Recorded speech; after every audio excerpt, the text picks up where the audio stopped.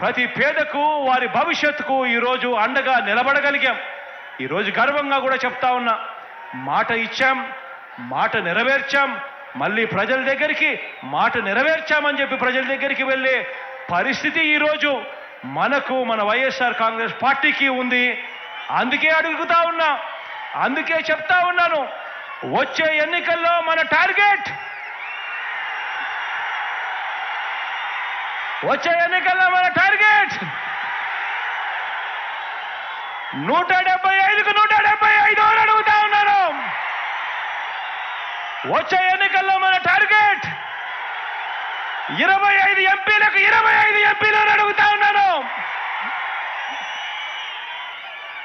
పరిపాలనలో మనం ఎక్కడా తగ్గలేదు. మనకు ఒక్క ఎమ్మెల్యే కానీ ఒక్క ఎంపీ కానీ తగ్గేందుకు వీలే లేదు అని అడుగుతా ఉన్నాను.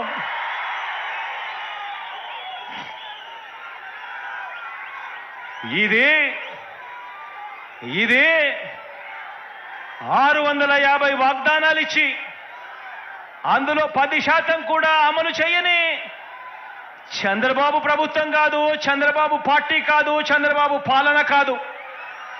ఇది ఏకంగా 99% వాగ్దానాలు అమలు చేసి మరి ప్రతి ఇంటికి వెళ్ళి మేనిఫెస్టో చూపించి ఆ అక్క చెల్లెమ్మల ఆశీస్సులు కోరుతా ఉన్న మన వైఎస్ఆర్సీపీ పార్టీ. అటు టీడీపీ, ఇటు వైఎస్ఆర్సీపీ, అటు పెత్తందారులు, ఇటు పేదవాడు. అడుగుతా ఉన్న పేదవాడి భవిష్యత్ కొరకు యుద్ధానికి మీరంతా కూడా సిద్ధమేనా అని అడుగుతా ఉన్నాను.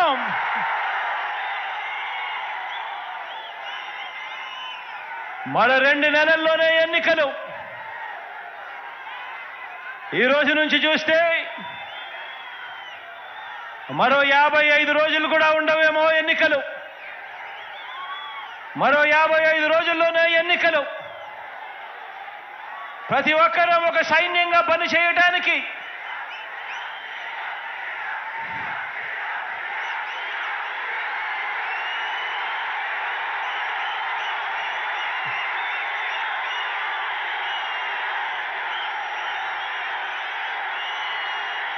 మరో 2 నెలల్లో, మరో 55 రోజుల్లో జరగబోయే కురుక్షేత్రానికి ఒక సైన్యంగా పనిచేయడానికి చంద్రబాబు ప్రచారాలు, ఈనాడు రాతలు, ఏబిఎన్, టీవీ5, ఎల్లో మీడియా తప్పుడు కథలు, వారి అబద్ధాలు, మోసాలు, వీటి అన్నింటి నుంచి ఇంటింటి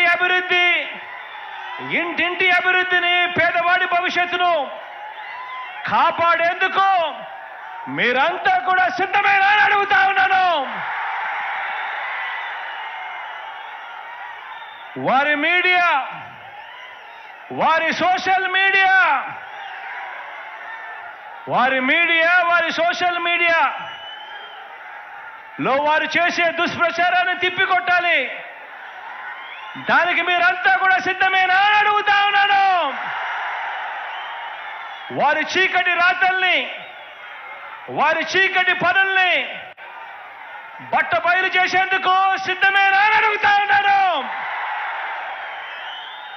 మీ అందరికీ సెల్ ఫోన్లు ఉన్నాయా? మీ అందరికీ సెల్ ఫోన్లు ఉన్నాయా? ఆ సెల్ ఫోన్లు ఒక్కసారి బయటకు తీయండి. అందులో లైట్ బటన్ నొక్కండి. ఆ లైట్ బయటకు తీసి సెల్ ఫోన్లు ప్రతి ఒక్కరూ పట్టుకొని ఆ సెల్ ఫోన్ టార్చ్ ఆన్ చేసి ప్రతి ఒక్కరూ కూడా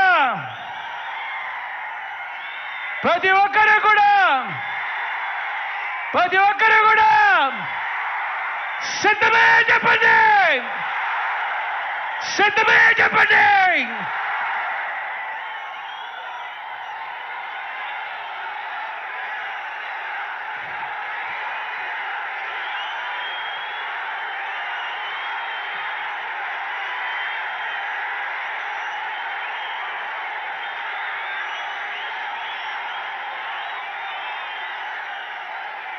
ప్రతి కార్యకర్త బూత్ కమిటీ సభ్యులుగా, గృహ సారథులుగా, వాలంటీర్లుగా మీ పాత్రే అత్యంత కీలకం. సమర బేరి మోగిద్దాం, సమర నాదం వినిపిద్దాం. మరో గొప్ప చారిత్రాత్మక విజయానికి మరో అడుగు వేయడానికి అందరం కూడా సిద్ధాలని అడుగుతా ఉన్నాను. ఈరోజు నేను మీ అందరితో కూడా ఒకటే చెప్తా ఉన్నాను. ఈ జరగబోయే ఎన్నికలు అత్యంత కీలకమైన ఎన్నికలు. ఈ ఎన్నికలు అయిపోయిన తర్వాత చంద్రబాబు నాయుడు గారి వయసు ఇప్పటికే 75.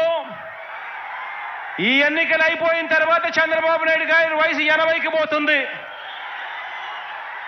ఈ ఎన్నికలు అయిపోయిన తర్వాత ఇక తెలుగుదేశం పార్టీ రూపురేఖలు కూడా ఎక్కడ కనిపించవు.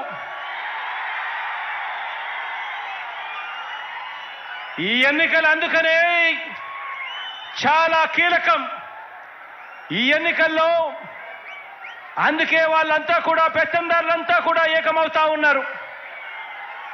అందుకే వాళ్ళంతా కూడా తోడేళ్లుగా అందరూ కూడా ఏకమవుతా ఉన్నారు.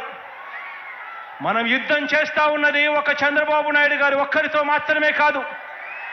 ఒక ఈనాడుతో యుద్ధం చేస్తా ఉన్నాం, ఒక ఆంధ్రజ్యోతితో యుద్ధం చేస్తా ఉన్నాం, ఒక TV5తో యుద్ధం చేస్తా ఉన్నాం. వీరందరికీ తోడు ఒక దత్తపుత్రుడితో కూడా యుద్ధం చేస్తా ఉన్నాం. ఇంతమంది తోడేళ్ళు ఏకమవుతా ఉన్నారు. ఈ చంద్రబాబు నాయుడు గారు ఇంతమంది తోడేళ్ళు సరిపోరు అని జాతీయ పార్టీలు కూడా పరోక్షంగా ఒకరితోనూ ప్రత్యక్షంగానూ మరొకరితోనూ కూడా వెంపర్లాడుతా ఉన్నాడు, వారిని కూడా పొత్తులోకి తెచ్చుకునేందుకు. ఇంతమందితో చంద్రబాబు నాయుడు గారు కేవలం ఒకే ఒక్కడి మీద యుద్ధం చేయడానికి ఇంతమంది తోడేళ్ళందరూ కూడా ఏకమవుతా ఉన్నారు. ఆలోచన చేయమని అడుగుతా ఉన్నాను. అందుకే ఈ ఎన్నికలు చాలా కీలకం. ఈ తోడేళ్ళన్నిటినీ కూడా ఎదుర్కోవాలి అనంటే మీ జగన్ ఒక్కడికి సాధ్యం కాదు. మీ జగన్కు మీ ప్రతి గుండె తోడుగా నిలబడాలి. మీ జగన్కు ప్రతి ఇంట్లో ఉన్న ప్రతి అక్క చెల్లెమ్మ, ప్రతి ఇంట్లో ఉన్న ప్రతి అవ్వాతాత, ప్రతి ఇంట్లో ఉన్న ప్రతి తల్లి తండ్రి, ప్రతి ఇంట్లో ఉన్న ప్రతి రైతన్న కూడా మీ జగన్కు తోడుగా స్టార్ క్యాంపెయినర్గా బయటికి రావాల్సిన అవసరం ఎంతైనా ఉంది. ఈరోజు నేను చెప్తా ఉన్నాను, ఈ ఎన్నికలు ఆషామాషి ఎన్నికలు కాదు. ఈ ఎన్నికల్లో మనం వేసే ఓటు రేపొద్దున పేదవాడి భవిష్యత్తును